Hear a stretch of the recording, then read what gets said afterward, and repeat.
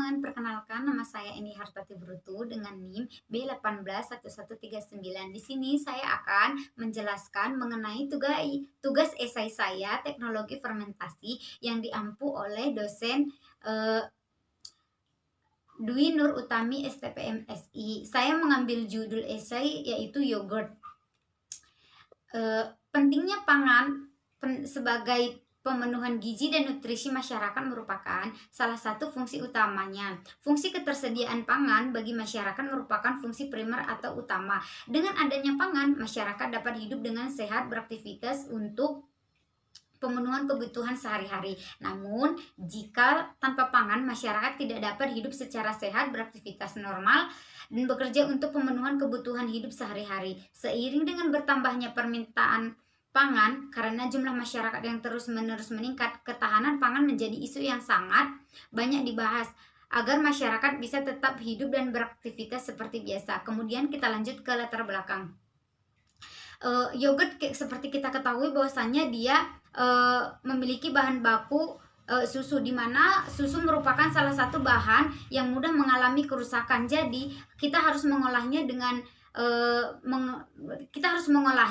agar supaya produk tersebut, susu tersebut tahan dalam jangka yang panjang. Kemudian ada tujuan yaitu berbahan dasar susu, rentan terhadap kerusakan, memperpanjang umur simpan, inovasi menambah berbagai varian rasa, meningkatkan nilai jual, dan menurut Susilorini dan Sawitri 2007 tujuan pertama itu yaitu untuk memperpanjang daya simpan karena mikroorganisme sulit tumbuh pada suasana asam dan kondisi kental. Fermentasi merupakan salah satu teknologi penguatan pengolahan susu. Kemudian kita lanjut ke pembahasan. Apa itu yogurt? Menurut saya, yogurt merupakan salah satu produk olahan yang berbahan baku susu yang menggunakan bantuan starter. Kemudian ada menurut beberapa ahli, ada Godras J. Wakidah 2017 yaitu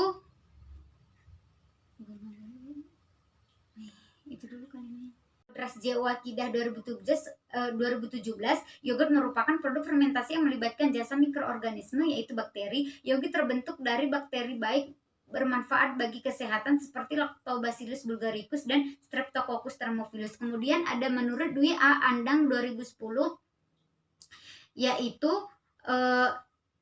yogurt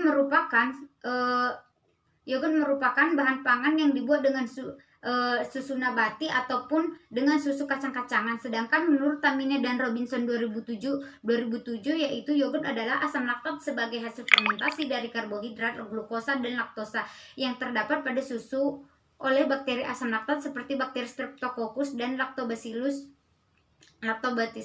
Kemudian ada pembahasan tentang pemilihan media.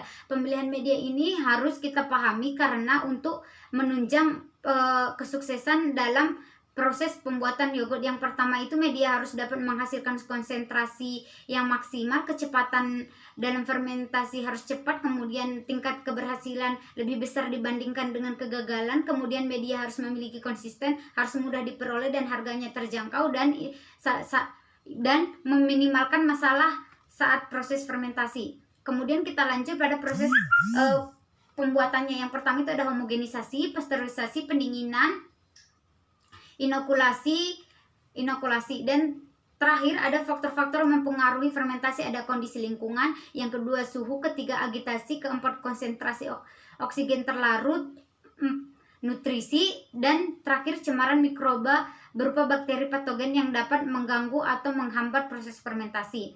Kemudian pembahasan selanjutnya ada manfaat yogurt bagi tubuh. Yang pertama itu manfaat yogurt selain aman dikonsumsi oleh penderita laktointolerans, kemudian dapat memperbaiki struktur tulang dan merangsang pertumbuhan bakteri, bersahabat dengan lambung. Kemudian pada dasarnya kerja dua bakteri yogurt adalah menghasilkan asam laktat yang penting peranannya untuk menciptakan keseimbangan mikroflora usus. Keasaman yang dihasilkan mampu menghambat bakteri penyebab penyakit yang umumnya tidak tahan terhadap asam. Kemudian ada manfaat lain, yaitu mulai dari merawat kulit, menetralkan racun, mengurangi sulit tidur atau insomnia, serta mencegah diare. Selain itu, yogurt mampu menambah kebugaran, mencegah kanker radang paru-paru, dan memperkuat jantung. Sebuah studi yang di Amerika menyatakan bahwa konsumsi yogurt bisa menurunkan berat badan. Kemudian selanjutnya ada kesimpulan.